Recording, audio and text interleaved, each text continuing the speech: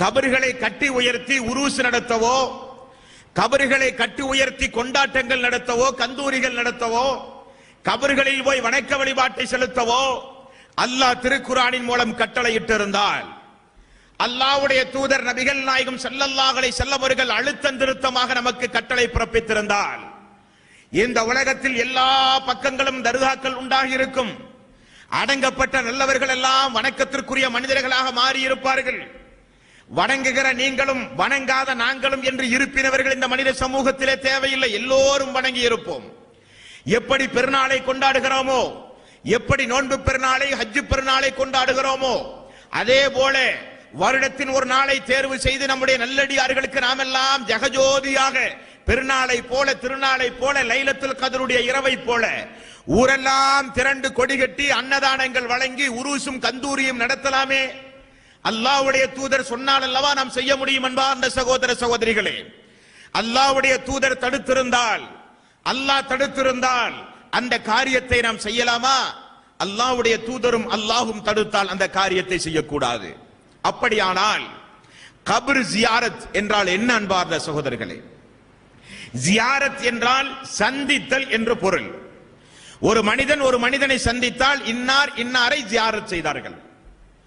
நான் எனது நண்பர் ஷேக் அவர்களை சந்தித்தேன் என்றால் அய்யூப் அவர்களும் ஷேக் அவர்களும் ஜியாரத் செய்தார்கள். இஹ்சானுல்லா அவர்களும் சிந்தா அவர்களும் ஜியாரத் செய்தார்கள். சந்தித்தல் என்று அதனுடைய பொருள். அப்படியானால் கபரை சந்தித்தல், கபரை ஜியாரத் செய்தல் என்றால் என்ன பொருள் அன்பார்ந்த சகோதர சகோதரிகளே? நபிகள் நாயகம் ஸல்லல்லாஹு அலைஹி வஸல்லம் அவர்கள் கபரை ஜியாரத் செய்திருக்கிறார்களா? கபர் ஜியாரத் செய்யுமாறு இஸ்லாமிய சமூகத்தை ரசூல் ஸல்லல்லாஹு அலைஹி வஸல்லம் அவர்கள் கட்டளை கொண்டு பிறப்பித்திருக்கிறார்களா? கபரை சந்திக்கின்ற அந்த நெறிமுறைகள் என்ன என்று இஸ்லாமிய மார்க்கத்தில் சொல்லப்பட்டிருக்கிறதா என்றால், நபிகள் நாயகம் ஸல்லல்லாஹு அலைஹி வஸல்லம் அவர்கள் தெளிவாகவே சொன்னார்கள், கபர்களை நீங்கள் ஜியாரத் செய்யத்தான் வேண்டும் என்றார்கள். எந்த மாதிரியான ஜியாரத்? அதுதான் மிக முக்கியம். எப்படிப்பட்ட ஜியாரத்?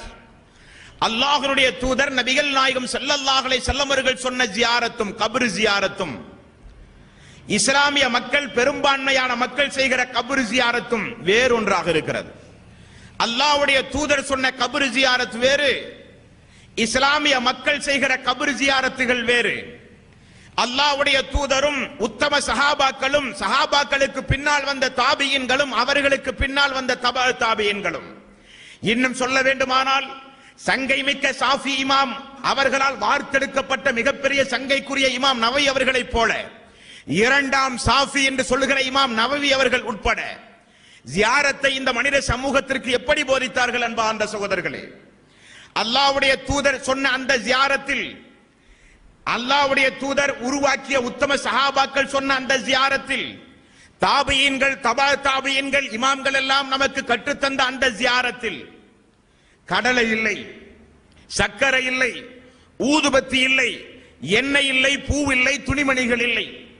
ஆனால் இஸ்லாமிய சமூகத்தில் பெரும்பான்மையினர்கள் கபர் ஜியாரத் என்கிற பெயரில் புறப்பட்டு செல்கிற எல்லா இஸ்லாமிய சகோதர சகோதரிகளும் கையில் இனிப்பு பலகாரங்களோடு, கையில் ஊதுபத்திகளோடு, சாம்பிராணிகளோடு, கையில் அவுளியாக்களுக்கு மேல் போர்த்துகிற துணிமணிகளோடு, கையில் பூவையோடு, கையில் பல்வேறு வகையான பதார்த்தங்களோடு, உண்டியலில் காசு போடுகிற காணிக்கையோடு இஸ்லாமிய சமூக மக்கள் இன்றைக்கு ஜியாரத் செய்கிறார்கள். அப்படியானால் இஸ்லாமிய மார்க்கத்தில் சொல்லப்பட்ட ஜியாரத் என்ன அன்பார்ந்த சகோதர சகோதரிகளை? யாருக்கெல்லாம் ஜியாரத்? முஸ்லிம்களுக்கு மட்டும்தான் ஜியாரத்தா? முஸ்லிம்கள் அடங்கப்பட்ட மண்ணடிகளுக்கு மட்டும்தான் நாம் செல்ல வேண்டுமா? அல்லது இஸ்லாம் அல்லாத சகோதர சகோதரிகள் அடங்கப்பட்டிருக்கின்ற மன்னவ மையடவாடிக்கும் நாம் செல்லலாமா? ஜியாரத் என்ற வார்த்தையினுடைய பொருள் என்ன?